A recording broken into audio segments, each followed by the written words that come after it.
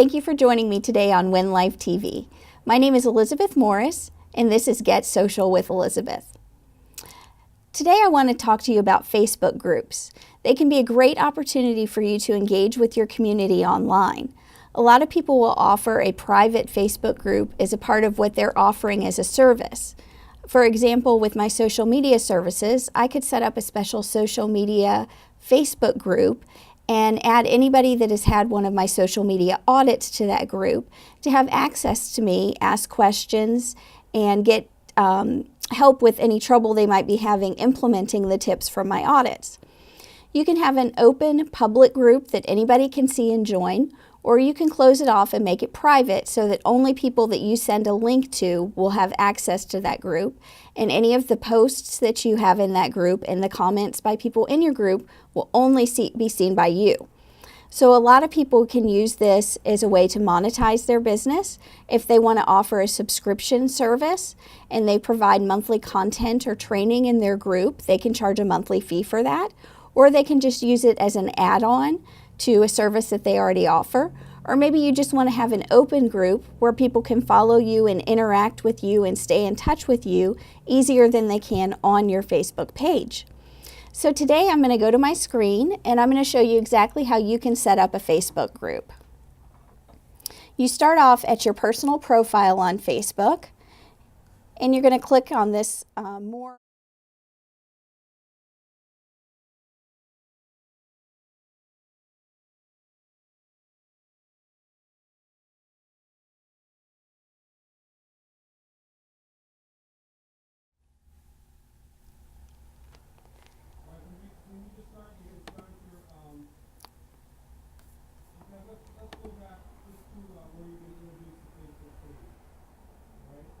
Okay, right where we're going to my screen? Okay. So now I want to go to my screen and walk you through setting up a Facebook group. You start off at your personal profile and you click on where it says More, and in the drop down you click on Groups. This will show you all of the groups that you are already in, and you can click right up here at the top to create a group. The first thing you're going to do is choose what the group of your goal is. And I'm going to use this to buy and sell. So then you name your group.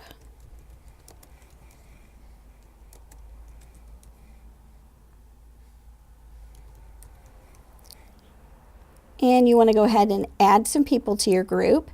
And my tip here is you always ask people's permission before you add them to a group. So if you're just starting a group and you don't know anybody that you've talked to yet that's going to be interested in your group, just leave that blank for now, or just add a friend or someone that you know would be okay with you putting them in that group to get started. Please do not go and add 50 people to your group before you've talked to them first, because that just looks spammy. So I'm going to go ahead and put my husband in there just to get that started. And right here is where you select the privacy of your group. If you want a public group, that means anyone can see the group, they can see the posts in the group, they can see who the members of the group are. That's your public group. Your closed group is anyone can find your group on Facebook. If they were to search for your group, they could see it and they could see who's in the group.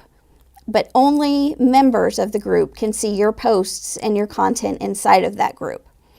Then a secret group is the one where people will only find it if you send them the link to it or you invite them to your group. So no one can search on Facebook and find your group. They're not going to see who the members of the group are or any posts that are in the group.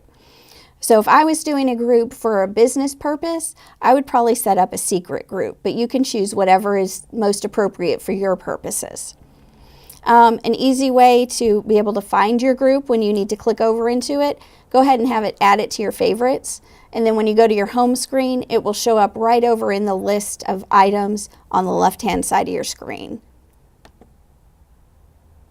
You can choose a little icon for your group if you want to. If your group is about health and fitness, if it's about maybe a group for Little League or some other kind of sports event, you can choose a little icon that would be appropriate to your group. And you don't have to do that if you don't want to. And there you go, your group has already been created. Now what you'll want to do is you'll want to add a cover photo for your group. And if you remember my video a little while back on Canva, Canva is a great place to go and create that cover photo. It will already have a template with the exact size you need in there. And then you can start adding members to your group right here. What you'll need to do is, since I said this was a group where I'm going to sell things, so let's say I'm a crafter and I'm setting up a group and I'm going to crochet hats and scarves and sell them. Then you can list all of your items that are for sale right there with the price and the description and a photo, and post those right there, and they will very easily show up as items you have for sale.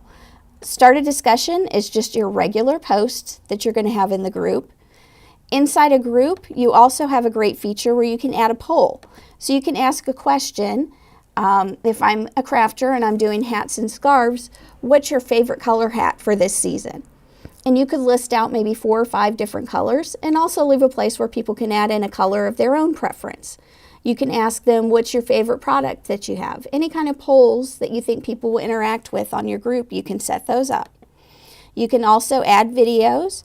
You can attach files to your group. So if you have a list of instructions for your group or rules for the participants, you can upload that file.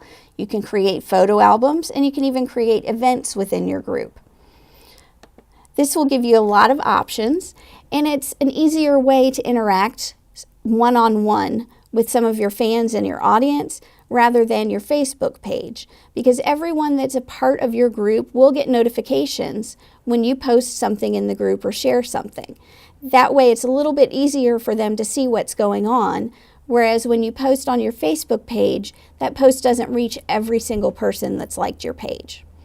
I usually do not suggest you choose a Facebook group over a business page. I think everyone that has a business should have a business page, but this can be a great addition to your business page and create a lot of excitement and generate interest in what you're doing. I hope this tip has helped you out today. Thanks for joining me on Win Life TV.